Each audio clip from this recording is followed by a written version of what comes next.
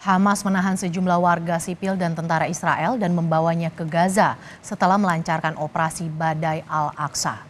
Salah satu yang ditangkap adalah Maijen Nimrod Aloni, salah satu komandan pasukan Israel. Penangkapan ini disebut sebagai upaya Hamas menukar warga Palestina yang ditahan oleh Israel.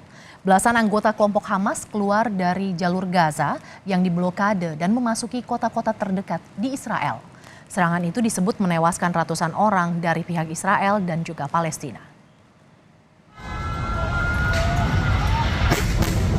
Serangan udara Israel meratakan sebuah gedung tingkat di pusat kota Gaza.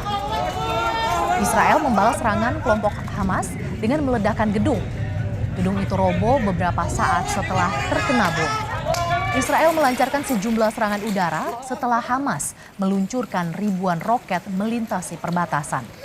Pertempuran terjadi di 22 lokasi selama 12 jam, di mana ratusan orang tewas dari kedua belah pihak.